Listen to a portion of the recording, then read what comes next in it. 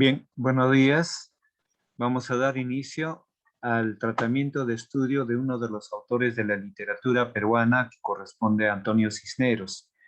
En la Buenos días, sesión profesor. anterior, buenos días, en la sesión anterior vimos la vigencia y la autoría de su producción literaria de otro poeta. Me refiero eh, eh, a un autor que destacó en la poesía en los primeros años del siglo XX, a Javier Eraud. En este caso, otros autor de la literatura en el plano, en el género de la poesía, corresponde a Antonio Cisneros. Bien, Antonio Cisneros, en su vigencia literaria, destaca por haber sido laureado con diferentes premios en mérito a sus obras literarias. Entonces veamos parte de su vigencia y perfil de persona. Antonio Cisneros, poeta, periodista, cronista, guionista, catedrático y traductor. Estudió en las universidades Católica y de San Marcos. Se doctoró en letras en 1974. Hizo sus estudios de posgrado en Gran Bretaña y ejerció posteriormente la cátedra en las universidades de Huamanga y San Marcos, en Perú, y en universidades de Budapest, Berkeley, Virginia, Southampton y Niza, fuera de nuestro país. Simultáneamente, ha desarrollado una ardua labor periodística, habiendo dirigido varias revistas y suplementos, entre ellos El Caballo Rojo, 30 días y El Búho. Bien, pues ahí tenemos en la imagen bastante joven, ya en la otra imagen, cuando ya fue de edad, ya con muchos galardones que obtuvo mediante su creación poética. Bien, dice, en 1978 fue becario de la Fundación Guggenheim de New York. En 1968 ganó el Premio Nacional de Poesía del Perú, José Santos Chocano. En 1968 el Premio Casa de las Américas de Cuba. Además ha ganado el Premio Rubén Darío de Nicaragua en 1980. El Premio Parra del Riego, Montevideo, en 1997. Bien, entonces ahí tenemos, en 1990, el Premio Nacional COSAP a la Innovación en 1997, el Premio Gabriela Mistral, otorgado por la Organización de Estados Americanos, 2000, el Premio Iberoamericano de Letras José Donoso, Chile, 2004, y el Premio Poetas del Mundo Latino, Víctor Sandoval, ha sido distinguido con el grado de Caballero de la Orden de las Artes y las Letras de la República Francesa en el 2004. Bien, entonces ahí podemos ver la vigencia y la presencia de muchos galardones. Sus obras han sido publicadas en inglés, francés, alemán, holandés y húngaro, y en gran número de sus poemas han sido traducidos al italiano, portugués, sueco, danés, finlandés, rumano, turco, griego, japonés, serbio, chino y ruso. Ha hecho periodismo en prensa, radio y televisión. Actualmente es director del Centro Cultural Inca Garcilaso de la Vega del Ministerio de Relaciones Exteriores del Perú. Sus poemas se han caracterizado por una alusión frecuente a aspectos de la literatura, la cultura y la vida contemporánea como material para las reflexiones del autor, usando un sentido del humor irónico. Han sido traducidos a un aproximado de 14 idiomas. Bien, entonces, vamos aquí con el alumno Gamboa. Gamboa va a leer los títulos que está en producción literaria poética. Lo que estoy subrayando, bien, lo subrayado va a leer en voz alta. El alumno Gamboa. El Destierro en 1961, David en 1962, Comentarios reales de Antonio Cisneros en 1964, Canto ceremonial contra un oso hormiguero en 1968, Agua que no has de beber, 1971, Como higuera en un campo de golf, 1972, El libro de Dios y de los húngaros, 1978, Crónicas del Niño Jesús de Chilca, 1981,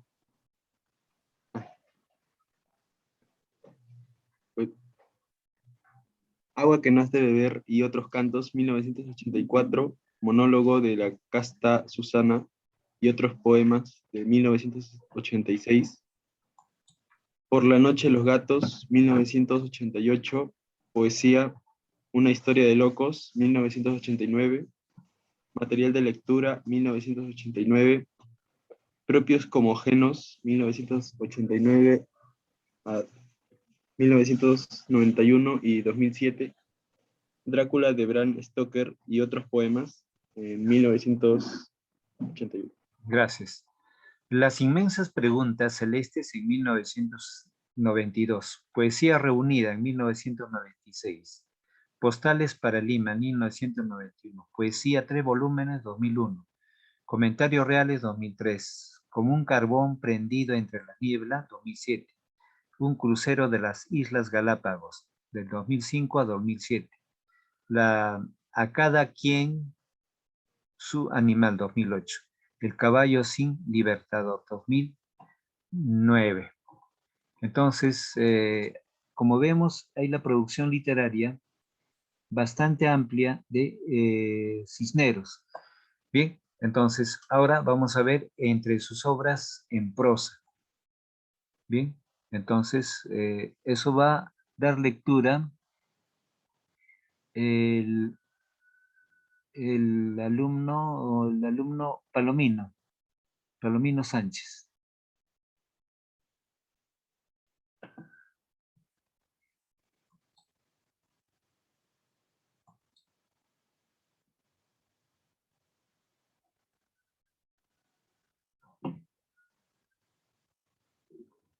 Palomino, ¿está atento? Palomino.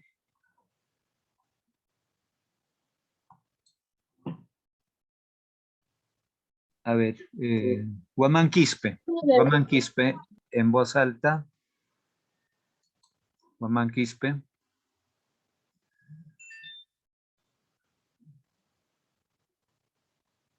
Guamán, ¿está atento? Profe, ¿puedo leerlo yo? Sí, Franco, de una vez, por favor. Ok. Entre sus obras en prosa destacan El arte de envolver pescado, 1990, El libro del buen salvaje, 1995-1997, El diente del Parnaso, Manjares y menjunjes del letrado peruano, 2000, Ciudades en el tiempo, Crónicas de viaje, 2001, Cuentos idiotas para chicos con buenas notas, 2002, Los viajes del buen salvaje, Crónicas, 2008. Gracias. Ahora, premios y distinciones. Bien, premios y distinciones va a leer Morán. Morán, Emily. Sí, profesor. Lectura. Premios y distinciones. Por sus obras poéticas se le otorgaron las siguientes distinciones y premios. Premio Nacional de Poesía, Premio Casa de las Américas, Premio COSAPI de la Creatividad, Premio Gabriela Mistral, Premio Iberoamericano de Letras José Donoso, Premio de Poetas del Mundo Latino Víctor Sandoval, Caballero de la Orden de las Artes y las Letras de Francia, Premio Iberoamericano de Poesía Pablo Neruda y Rubén Darío de Poesía. Ya, gracias. Entonces, acá, por ejemplo, en premios, entidades importantes dieron el premio a la calidad literaria de la poética de Cisneros. Entonces, Cisneros es un poeta que ha creado un nuevo estilo para la reflexión, para la vida, de la vida natural, o como también lo dicen, ¿no? En forma irónica. ¿Qué es la ironía? La ironía es una especie de crítica, pero en un sentido festivo, jocoso, acerbo, de crítica, pero que motiva a cierta risa, ¿no? Cierta motivación. Entonces, en ese estilo, entonces, como lo vamos a ver en unos momentos, su creación poética. Entonces, por ejemplo, destaca, por ejemplo, acá Gabriela Mistral. Gabriela Mistral es una poetisa chilena, Premio Nobel de Literatura. Bien. Y acá aparece también José Donoso. José Donoso, un autor muy importante de la literatura chilena como hispanoamericana. Ambos son importantes, con tanto Mistral como José Donoso. Ahora, premio, acá tenemos otra, por ejemplo, a la Orden de las Artes y las Letras de Francia, una institución importante que se aboca a la premiación de la creatividad literaria, ¿bien? Entonces, en un contexto básicamente europeo. Premio Iberoamericano de Poesía Pablo Neruda. Pablo Neruda es otro autor de la poesía chilena, ¿bien? También Premio Nobel de Literatura. Entonces, en Premio Nobel tenemos, pues, que Chile tiene 2 premios Nobel, el Perú tiene solo un premio Nobel, ¿bien? Entonces, Rubén Darío, el poeta nicaragüense, el pionero del modernismo, ¿no? Entonces, Rubén Darío, el poeta nicaragüense, destaca en la poesía y en los cuentos del modernismo, ¿no? El modernismo es una de las corrientes importantísimas porque destaca el uso de diferentes características de las otras corrientes literarias, ¿no? Entonces, ahí destaca el modernismo. Entonces, ¿quién encabeza, quién genera esta corriente literaria en América, especialmente en Hispanoamérica? Hispanoamérica significa los países que hacen uso del castellano, Hispanoamérica. Está entre Centro y Sudamérica, ¿bien? No se considera Norteamérica, ¿por qué? Porque ellos utilizan lengua inglesa. Entonces, Hispanoamérica abarca de Centro y Sudamérica. Entonces, Rubén Darío destaca más que todo porque hasta la fecha donde tuvo vigencia Rubén Darío, las otras corrientes solo habían surgido en Europa. Entonces, el modernismo surge en Hispanoamérica con Rubén Darío. Y el ultraísmo, bueno, surge en Europa, pero también fue desarrollada en Hispanoamérica, como ya hemos visto con otros autores, con Carlos Oquendo Damat y otros. ¿Bien? Entonces, aquí tenemos poemas sobre Jonás y los desalineados. Entonces, dice, cuando muchas veces en un análisis literario es importante subrayar, resaltar el título, si aparecen los nombres. Miren, el título es una síntesis del contenido, del resumen o de la idea central del poema. Tiene una relación. No hay título que no se relacione con el contenido. Por ejemplo, retomo el caso de José Santos Chocán. Uno de sus poemas era Fiat Lux. Fiat Lux son 2 palabras de latín que significa hágase la luz. En este poema, cuando dice Jonás, va un contexto. Jonás es uno de los personajes bíblicos, ¿no? Que fue tragado por una ballena, un tremendo pez, que vivió 3 días en la panza de la ballena.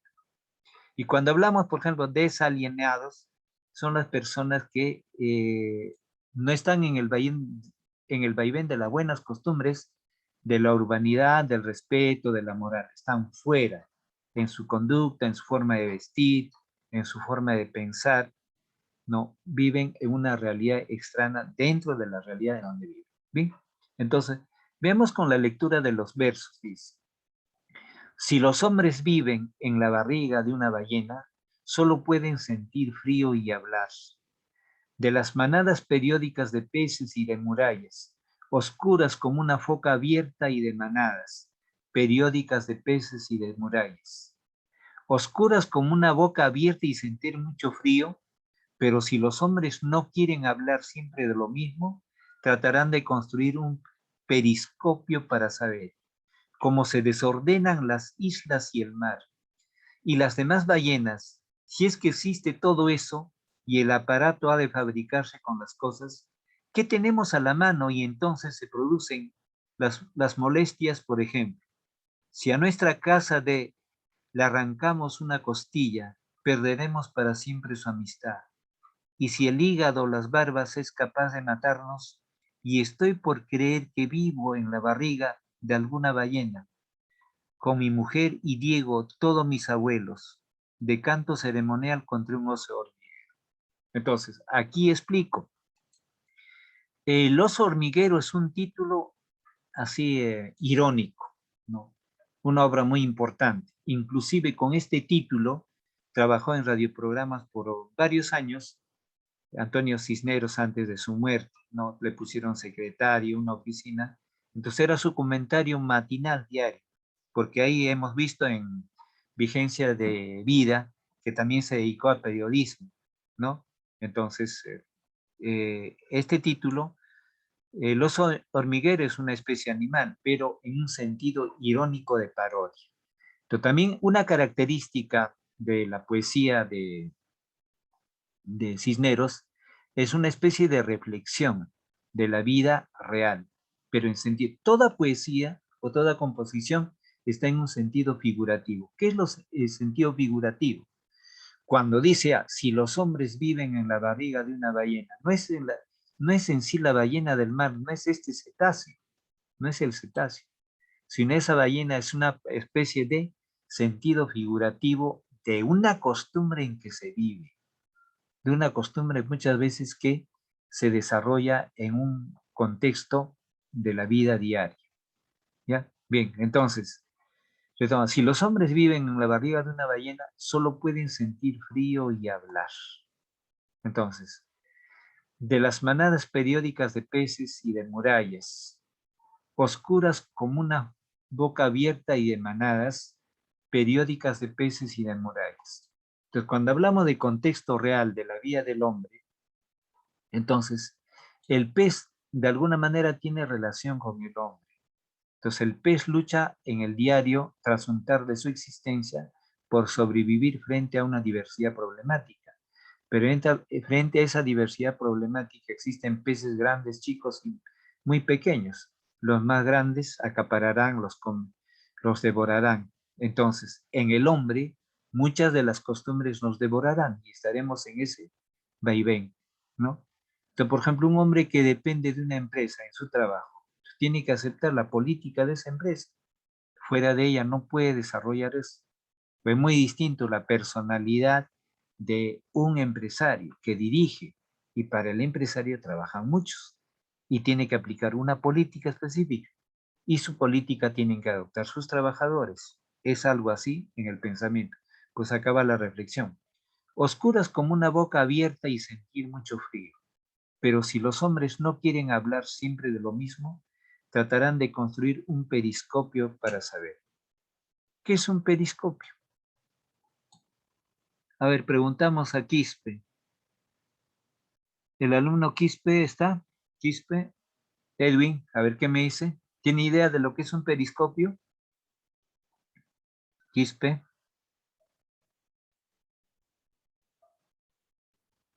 A ver, Morales, ¿está? ¿O Pérez? Ya, explica. Profesor, es un instrumento óptico. Muy bien. Es un instrumento óptico que solo utilizan los submarinos. Entonces, es un instrumento óptico que está formado por una serie de espejos, entonces que está en el vaivén de subir y bajar cuando el submarino está muy próximo a la superficie del mar. ¿Para qué? Para poder visualizar el objetivo. Pero aparte de eso, el submarino tiene otros lentes más avanzados para identificar más que todo al objetivo por el aparato del sonar. Muy bien. Entonces, pero en este caso no es ese periscopio submarino. También es el periscopio, ¿cómo lo vemos? Por ejemplo, yo le digo a una persona, ¿qué periscopio tienes de esta montaña? ¿O qué periscopio tienes de esta colectividad, de este grupo? O también yo dije, ¿cuál es el periscopio que tienes de los nuevos de las nuevas autoridades del presente gobierno? Es como decir, ¿cuál es tu óptica? ¿Cuál es tu mirada? ¿Cómo lo sientes? Muy bien. Pero aquí, como toda poesía es en sentido figurativo, utiliza elementos de mar, elementos básicamente de la ictiología, ¿no? Ballena, o llámese peces, manadas, ¿no? O murallas, frío, esos elementos, ¿bien? Entonces tratarán de construir un periscopio para saber cómo se desordenan las islas y el mar, ¿ve? Otros elementos de mar, islas y mar.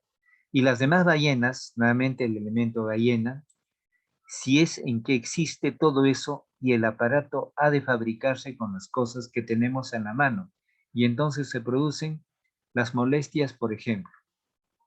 Si a nuestra casa le arrancamos una costilla, perderemos para siempre su amistad. Y si el hígado o las barbas es capaz de matarnos, y estoy por creer que vivo en la barriga de alguna ballena. Nuevamente el elemento barriga, ballena, con mi mujer y Diego, todos mis abuelos. Entonces, en este caso, son alguna costumbre en la que estamos enraizados y que no podemos salir, también dependiendo de nuestra conducta. Entonces, ¿cuál sería el tema de este poema? El tema de este poema es el enunciado de elementos marítimos, en especial la ballena, el mar, ¿no? Enfrascado como un escenario de vivencia, pero que en la realidad es una determinada costumbre. ¿Bien? Entonces, ese es el tema de esta composición. Ahora, en la siguiente composición, un perro negro. A ver, vamos con Palomino. Lea la composición Un perro negro. ¿Desde qué parte, profe? Desde el comienzo, desde el primer verso. Hasta todo el poema es corto, bastante corto. Todo el poema, lea. Un perro, un prado. Un perro negro sobre un gran prado verde. ¿Es posible que un país como este aún exista un perro negro sobre un gran prado verde? Un perro negro ni grande ni pequeño, ni peludo, ni pelado, ni manso, ni feroz. Un perro negro común y corriente, sobre un prado ordinario. Un perro, un prado. En este país, un perro negro sobre un gran prado verde es cosa de maravilla y rencor. Ya, muy bien, Y les inmensas preguntas. muy bien. Entonces, aquí había dicho de que la poesía de Cisneros es una reflexión de la vida real, de la realidad donde nosotros trasuntamos, vivimos, actuamos. Entonces, cuando dice perro negro, la palabra negro se singulariza o se diferencia de los otros colores. Puede ser perro, puede ser gato o otro animal, pero el término perro, sabemos por adagio popular que el mejor amigo del hombre es el perro. Eso se sabe y eso se ha dicho por siglos, ¿no? Entonces es un mascota que tenemos, pero lo curioso es el color negro, pero de repente no sea el mismo perro mascota de la casa, sino es una determinada condición o esquema mental que ya tenemos de nuestras costumbres. Dice, un perro, un prado. ¿Qué es un prado? Es un campo, ¿no? Dice, un perro negro sobre un gran prado verde, ¿no? Entonces, ¿es posible que en un país como este aún exista un perro negro sobre un gran prado verde?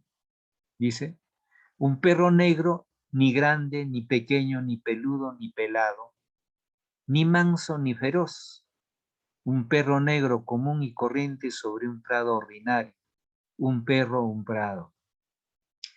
En este país, un perro negro sobre un gran prado verde es cosa de maravilla y de rencor. Entonces, aquí la conducta de nuestros compatriotas, de los peruanos, por ejemplo, ¿no? Una conducta del peruano, ¿cómo es? El peruano puede ser valiente, temerario, tímido, o traidor, o cobarde. Entonces, ¿cuáles son nuestras costumbres? Por ejemplo, analizando el escenario de Ecuador, Bolivia y Perú. Las otras no enuncio porque el área geográfica es distinta y su personalidad es distinta. El peruano más se parece tanto al boliviano como un poco al ecuatoriano, con características propias. Entonces, pero en personalidad, cuando Ecuador lucha por un fin y Bolivia lucha por un fin, son unidos. Y el Perú no es unido. Desgraciadamente, el peruano no es unido. Entonces, de repente acá el poeta quiere decir una conducta específica. El prado negro, o perdón, el prado, donde resalta prado verde, ¿no? Prado verde. Lo verde es una esperanza, es una maravilla. El prado verde puede ser la riqueza natural o las riquezas naturales que tiene el Perú. Sus extensos valles, sus extensas quebradas, sus productos naturales, sus frutos, los alimentos que produce. Entonces, el perro negro puede ser la personalidad de cualquier peruano que de repente descuida en alguna conducta, ¿no? Que no es constante en lo que hace. Por ejemplo, la característica que le ponen al peruano del siglo XX que ha salido a otras urbes, a otros escenarios. Dicen del peruano, pero en japonés, ¿qué dice sobre el peruano?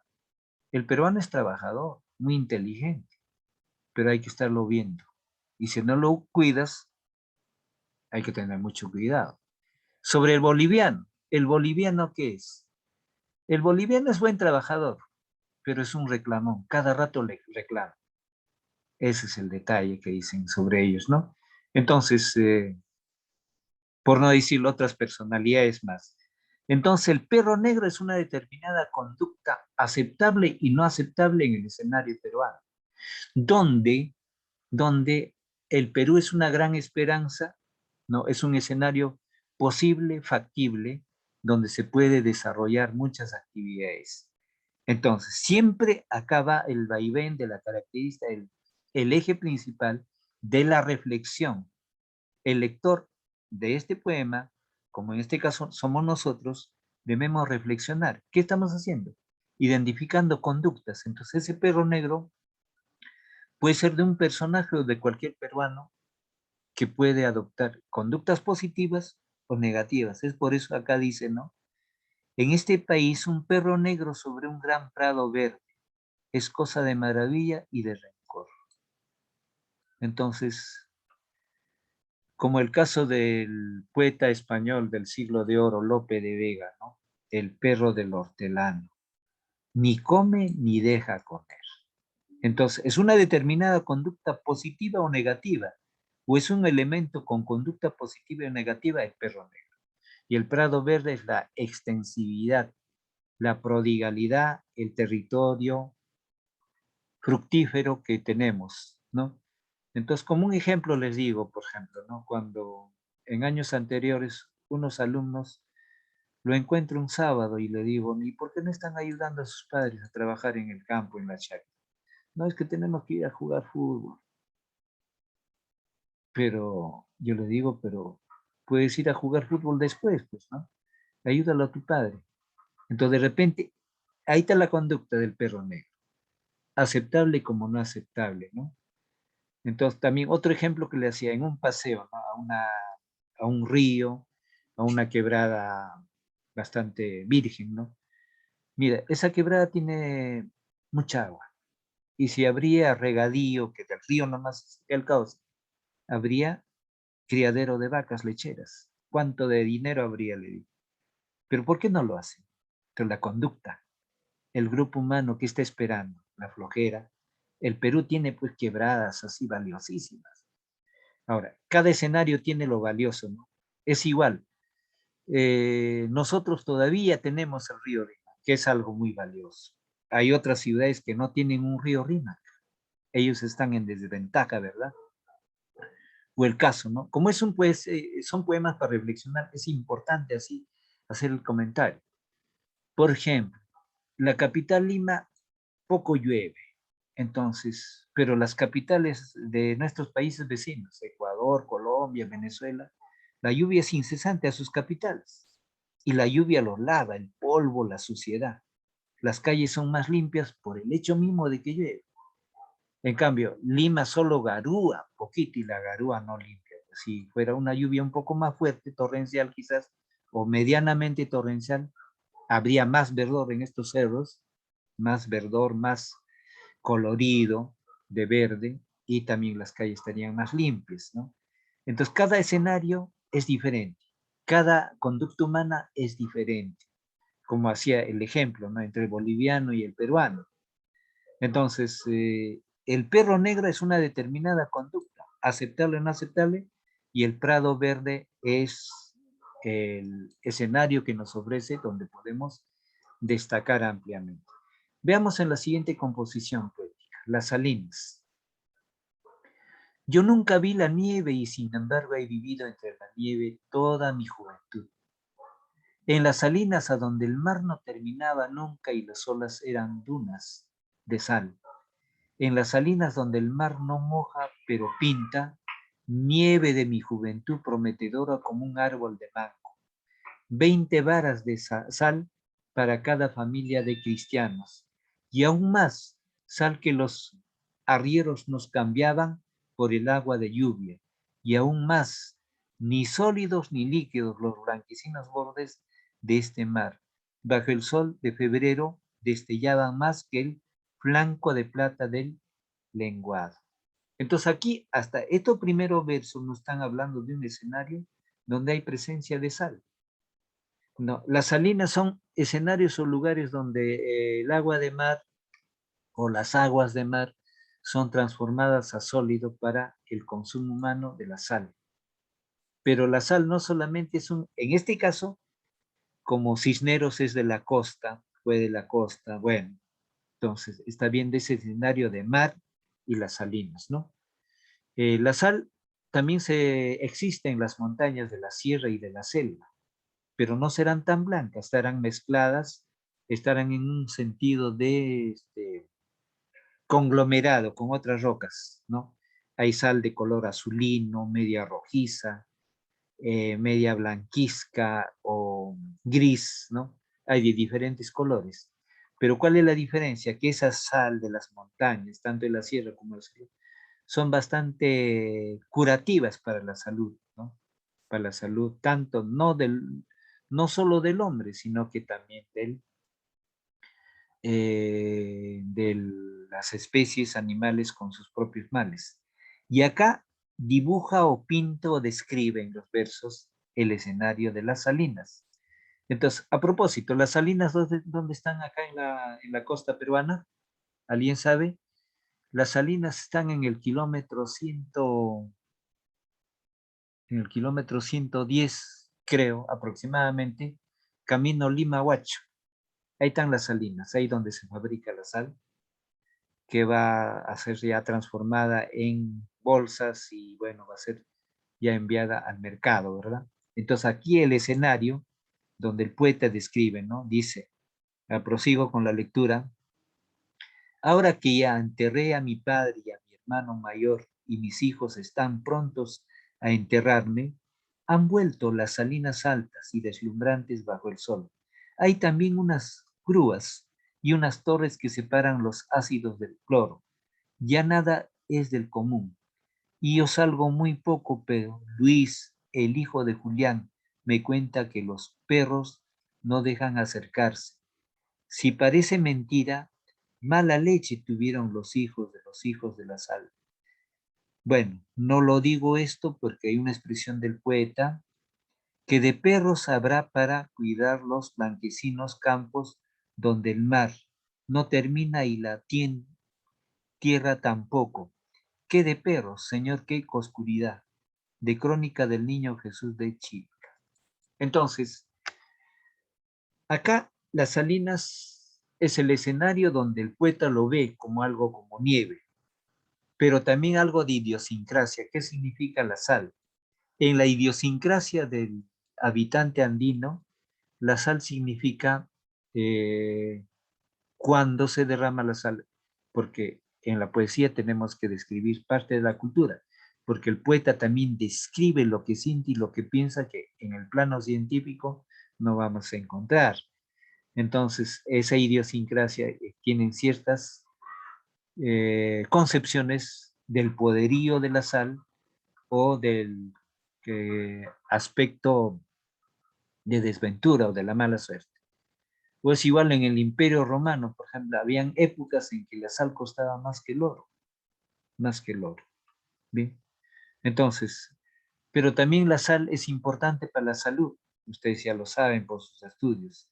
Entonces, acá el autor está describiendo el escenario figurativo comparativo de la sal y el escenario de las salinas con una vivencia de su pasado y una vivencia en torno a su familia, cuando habla de muertes, cuando está próxima a pasar una etapa de ya de la vida o de la vigencia que tiene. Entonces, es importante rescatar esos aspectos. Por eso acá en el vaivén de Cisneros están tres cosas, ¿no? La reflexividad sobre la realidad del entorno vivencial en que vivimos, no, reflexivo. Entonces, y es más, en un sentido irónico, donde podemos, por ejemplo, en el título Perro Negro está en sentido irónico. ¿Quién es un perro negro? Por ejemplo, en las familias habla de una oveja negra. Dice la gente, dice, en cada familia hay una oveja negra. ¿Y quién es la oveja negra? La oveja negra es el hijo que no obedece, que no estudia, que no ayuda a los padres. En cambio, los demás hijos están en el vaivén como quieren los padres. Entonces, un perro negro, por no decirlo la oveja negra, porque un autor tiene que diferenciar en su estilo, entonces ese perro negro, el mismo título es una ironía, ¿no? Como decir oveja negra. Bien, de repente acá no, pero acá está de la vivencia propia del autor, con algunos vestigios de lo que puede pensar o razonar. El poeta describe la realidad figurativamente de acuerdo a cómo piensa, cómo razona su mundo espiritual. Bien, entonces acá, por ejemplo, la araña cuelga demasiado lejos de la tierra. La araña cuelga demasiado lejos de la tierra. Tiene 8 patas peludas y rápidas, como las más, y tiene mal humor y puede ser grosera como yo, y tiene un sexo y una hembra o macho. Es difícil saberlo en las arañas y 2 o 3 amigos desde hace algunos años. Almuerza todo lo que se enreda en su tela y su apetito es casi como el mío, aunque yo pelo los animales antes de morderlos y soy desordenado. La araña cuelga demasiado lejos de la tierra y ha de morir en su redonda casa de saliva, y yo cuelgo demasiado lejos de la tierra, pero eso me preocupa. Quisiera caminar alegremente unos cuantos kilómetros sobre los gordos pastos antes que me entierren, y esa será mi habilidad. Entonces, el término araña, ¿no? El término la araña cuelga demasiado lejos de la tierra. Entonces, una cualidad de los arácnidos es de que realmente tienen esta habilidad, ¿no? De poder treparse, de poder armar su tela, ¿no? Con el líquido que emiten. Entonces, pero esa es una habilidad que tienen frente a las otras especies animales. Entonces la araña puede sobrevivir en un escenario difícil, en la pared, en el techo, ¿no? Entonces, cuando dice la araña cuelga demasiado lejos de la tierra. Entonces, figurativamente a la araña lo catalogan diferentes autores de acuerdo a cómo lo piensan. Hay autores que le dicen al grupo femenino como arañas, ¿no? Según la cosmovisión o la visión que tienen ellos. Y en este caso, cuando dice la araña cuelga demasiado lejos de la tierra, tiene 8 patas, pero describe cómo es la araña, que ya es conocimiento de todos, rápidas como las mías y tiene el mal humor y puede ser grosera como yo, y tiene un sexo y una hembra o macho, es difícil de saberlo. Desde luego, cuando vemos una araña no podemos identificar a qué sexo pertenece, ¿no? Es difícil. O como también de un arácnido, ¿no? Entonces, desde hace algunos años, almuerza todo lo que se enreda en su tela y su apetito es casi siempre como el mío, aunque yo pelo los animales antes de morderlos y soy el desordenado. Entonces, aquí, más que todo, hace una especie de comparación, pero asume también su responsabilidad, ¿no? De esa condición. Bien, entonces, la araña cuelga demasiado lejos de la tierra y ha de morir en su redonda casa de saliva. Y yo cuelgo demasiado lejos de la tierra, pero eso me preocupa. Quisiera caminar alegremente unos cuantos kilómetros sobre los gordos pastos antes de que me entierren, y esa será mi habilidad.